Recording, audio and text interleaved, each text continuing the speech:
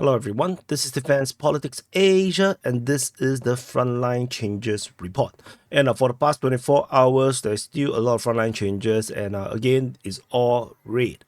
And there's frontline changes over in Kryakivka, over the Pischany front, Novosadove in the Svetove front, Lysivka at the Pokrovsk front, Sukrine, Izmilivka, Ostrivske, in the Kurakoye sector of the Donetsk front, Kostyantynivka, Katerynivka, and Vodyane.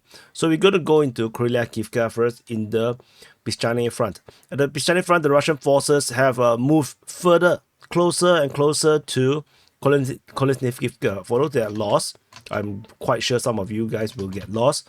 Pischany is over here, Svetove is here, this is Kryakivka. And there's a major crossing at Kryakivka, between Senkove and Kryakivka across the Ostrivske river. So the Russian forces has expanded their control around this area here, moving closer and closer towards Kryakivka and Kolesnikivka. So we are now talking about a distance of merely less than a kilometer between the front line and the settlement. And basically, they might actually even enter Kolesnikivka along this road. So the distance from the main town is around 1 kilometer. So the Russians are getting closer and closer. We're going to see the battle of Kryakivka and Kolesnikivka very, very soon. So this is a major development around here. The loss of Kryakivka will be devastating for the Ukrainians. Over in the Novosadove region, over in the Crimea front. So this Crimea, this Liman, and so Novosadove is over here.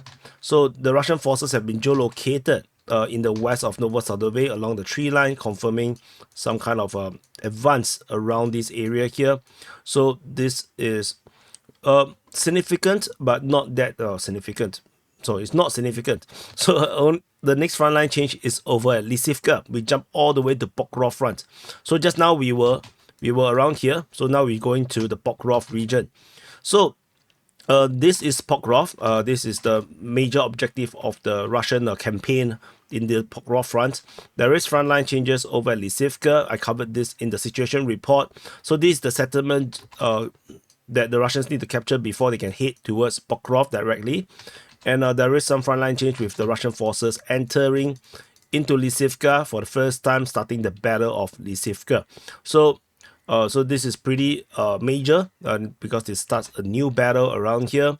And the next frontline change after Lysivka is at Sukrine. South of this position, just off Selydove, this Sukrine, the Russians, a multi-pronged attack has continued to tighten the noose around Sukrine. Russian forces have expanded control all around Sukrine. This is based on Ukrainian mapping.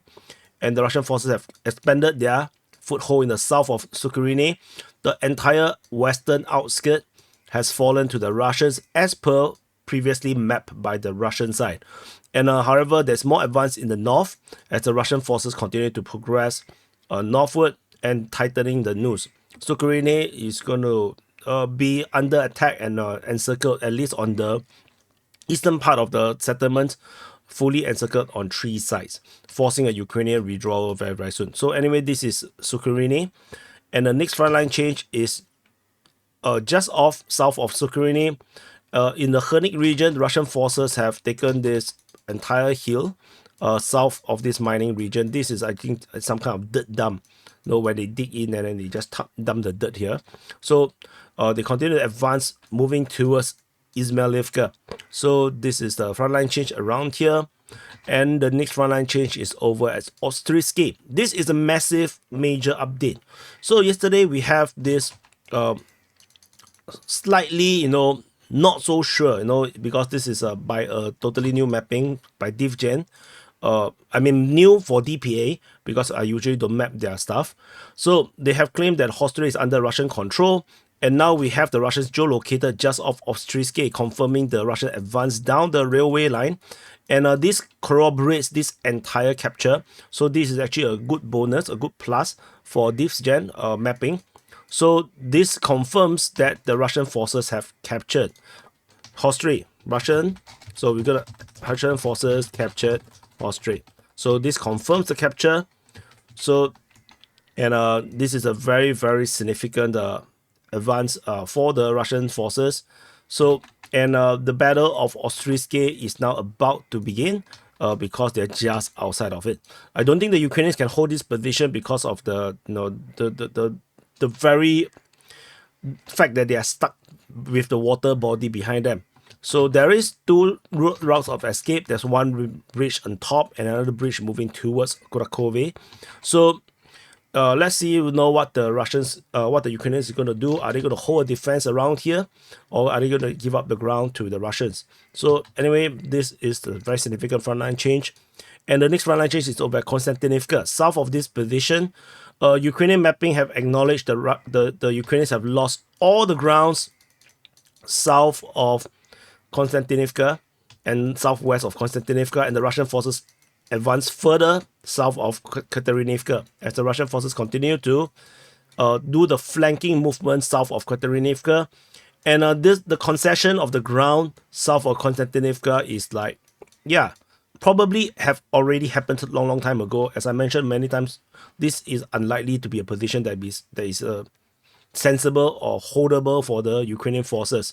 So the Russian forces greatly expanded their control around here, but you can see the Russian mapping is much more advanced. It's actually all just west of Katerynivka. So the Ukrainian mapping is just barely catching up with the Russian mapping. Probably the reality is closer to what the Russians mapping are rather than the Ukrainian mapping, as the Ukrainian mapping is still trying to manage the information space to avoid looking too bad. But they can't escape it because the Ukrainian forces did not have the capability to do counterattacks, to recapture ground. So eventually they will have to concede losing all these grounds. So the next frontline change is over in Vodyane. So this covered in the frontline changes report. Russian forces geolocated in the west of the South Donbass coal mine 3. So which means that the Russian forces have captured all these grounds in the west and southwest of Vodyane. So this is not say significant or not significant. This is just a continuation of the Russians' consolidation of the ground around Vodyane. So anyway, these are all the frontline changes over the past 24 hours as the battle will continue. So thank you for watching. Press the like button, subscribe if you have not subscribed, and I will continue to finish the mapping, which will be including the Defense Ministry's reports. And then I will do the situation report, which will be on the DPA War channel, a separate channel. So check out the DPA War channel. The link is here. And I'll see you guys in the next update.